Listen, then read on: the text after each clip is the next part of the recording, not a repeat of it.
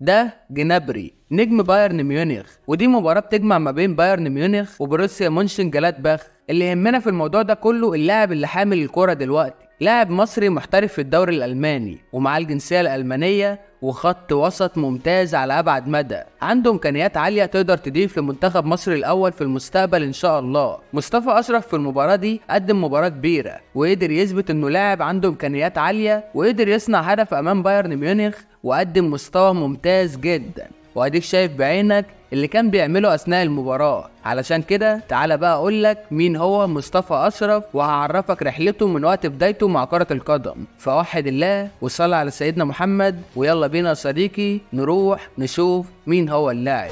مصطفى أشرف مواليد 2004، يعني عنده 19 سنة في الوقت الحالي. بيلعب في مركز خط الوسط، تحديدا في مركز 8 و10، ولكنه في بعض الأحيان بيقدر يلعب ديفندر في مركز 6 برضه. اتأسس في ألمانيا وبدأ رحلته مع نادي اسمه ريشنكامب الألماني، ثم منه انتقل إلى نادي دويسبورج الألماني، لعب معاهم موسم 12-13، ثم بعدها بينتقل إلى نادي بروسيا مونشن جلادباخ، وده كان في موسم 13-14. وبعد انضمامه تدرج في كل الفئات السنية للفريق، وكان لاعب مبشر بشكل كبير، وقدر يتألق مع فريق تحت 17 سنة وتحت 19 سنة، وقدم مستويات هايلة فعلا. اما في خلال هذا الموسم في بلان محطوط ان اللاعب يتم تصعيده للفريق الاول، ودي حاجة مبشرة على ابعد مدى، لان حجم المنافسة في الدوري الالماني كبيرة، وفي نفس الوقت فريقه فريق مميز وعنده تاريخ وليه اسمه. علشان كده هي حاجة مبشرة على ابعد مدى واضافة كبيرة لمنتخب مصر. على سيرة المنتخبات بقى على المستوى الدولي، مصطفى مثل المنتخب الألماني في أكتر من فئة سنية لحد ما وصل إنه يكون كابتن المنتخب الألماني تحت 17 سنة، وده إن دل على شيء فيدل إن اللاعب فعلا مميز وعليه الأنظار بشكل كبير. مصطفى كمان مثل المنتخب الأولمبي المصري في مباراة ودية واحدة أمام السودان تحت قيادة المدير الفني روجيرو ميكالي، ولكن علشان تعطلت أوراقه ما كانش متواجد في بطولة أفريقيا تحت 23 سنة الأخيرة، ولكنه هيكون موجود فور اكتمال اوراقه. ابرز مميزات مصطفى انه لاعب ممتاز في قرايه الملعب، امكانياته كبيره جدا في صناعه اللعب، لاعب قبل ما يستلم الكوره بيعمل عمليه الاسكان بشكل ممتاز جدا، وعنده رؤيه وبصير،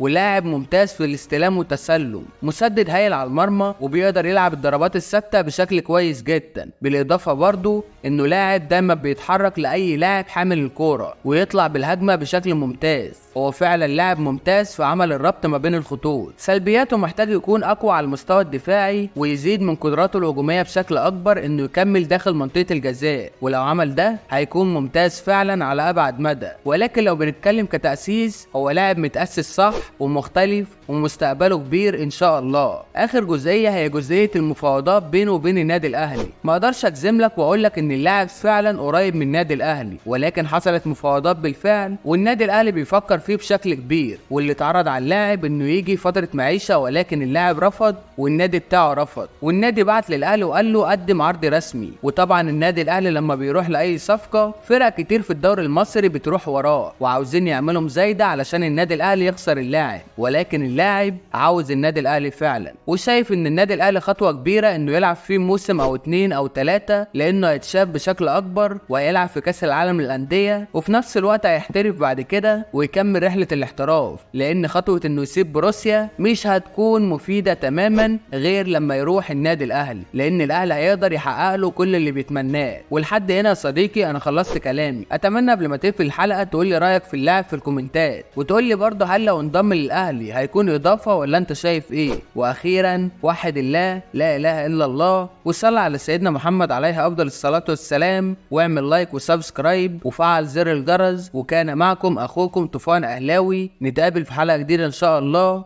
سلام.